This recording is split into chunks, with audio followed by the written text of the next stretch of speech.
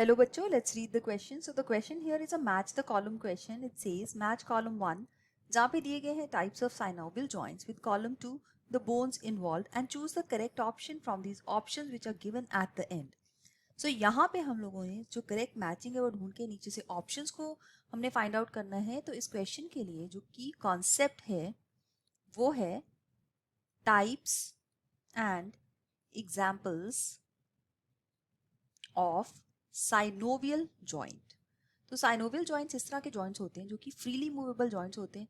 इनके अंदर एक साइनोवियल कैविटी होती है और उस साइनोवियल कैविटी के अंदर साइनोवियल फ्लूइड होता है. ये साइनोवियल फ्लूइड हेल्प करता है to prevent the friction. So fluid की वजह से यहाँ पे फ्रिक्शन नहीं होता, इस वजह से ये काफी अच्छे कंप्लीटली फ्रीली मूव कर सकते हैं, राइट. सो यहाँ पे हम देखते हैं सबसे पहला जो पॉइंट दिया गया है ए, यहाँ पे लिखा है बॉल एंड सॉकेट जॉइंट. तो बॉल एंड सॉकेट एक इस तरह का जॉइंट होता है दो बोन्स के बीच में जहां पे एक जो है बोन उसकी बॉल लाइक पोर्शन जो है दूसरे बोन के एक सॉकेट लाइक पोर्शन के अंदर एम्बेड हो जाता है. तो ये इसके अंदर मूव करता है. सो इस तरह का जो बोन का हम देख सकते हैं वो head of the humerus, humerus का हेड और पेक्टोरल गर्डल के अंदर जो ग्लिनॉइड कैविटी होती है उसके अंदर देख सकते हैं. तो हम देख सकते हैं बॉल एंड सॉकेट जॉइंट का यहाँ पे एग्जांपल जो सेकंड के साथ बिल्कुल सही मैच किया हुआ है. अब हम बात करेंगे about the second point. Second वाले में दिया गया है hinge joint.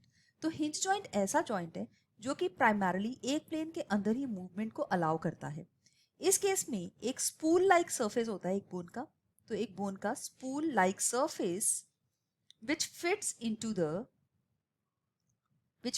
the concave surface of the other bone. concave surface of the other bone. और इस तरह से इस केस के में देखते हैं कि नी का, एल्बो का और एंकल का जॉइंट इस तरह से होता है. तो हिंज जॉइंट के लिए हम 3 को यहाँ पे मार्क कर सकते हैं. Now let's talk about the next part. इसमें दिया गया है pivot joint. So pivot joint भी ऐसा जॉइंट है जो सिर्फ वन प्लेन के थ्रू ही मूवमेंट अलाउ करता है. So it is movement only through one plane जहां पे एक बोन का राउंडेड या पॉइंटेड पार्ट होगा. ये राउंडेड पार्ट हो सकता है या पॉइंटेड पार्ट होगा जो कि फिट होगा into other bones shallow depression. उसके अंदर एक शैलो डिप्रेशन होगा, उसके अंदर ये फिट हो सकता है, राइट. सो इस तरह के बोन को अगर हम देखें तो ये एटलस और एक्सिस के बीच में इस तरह का बोन होता है. सो जॉइंट इस तरह से होगा, एटलस एंड एक्सिस बोन्स के बीच में पिवट जॉइंट होता है. सो यहाँ सी में हम फोर्थ को मार्क कर सकते हैं. Now let's talk about the last part जो कि डी है सैडल जॉइंट.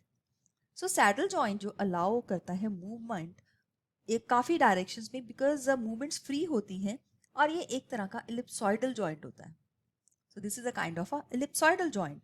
तो एक बोन की जो प्रोजेक्शन है वो सैडल शेप डिप्रेशन जो है अदर बोन उसके अंदर फिट हो जाती है.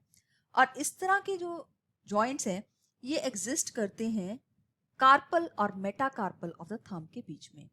सो यहाँ पे हम देख सकते हैं कि जो करेक्ट ऑप्शन हमारे पास बनती है वो है ना तो ए, ना ही डी और ना ही सी, बिकॉज तीनों रॉन्ग ऑप्शंस हैं. हमारी करेक्ट ऑप्शन यहाँ पे बनती है बी पार्ट, जिससे हम लोग कह सकते हैं ए 2 के साथ मैच किया हुआ है, B 3, C is 4 and D is 1. So हम मार्क कर सकते हैं बी ऑप्शन को यहाँ पे बिल्कुल करेक्ट ऑप्शन इस क्वेश्चन के लिए. So I hope you have understood it well. All the best. Thank you.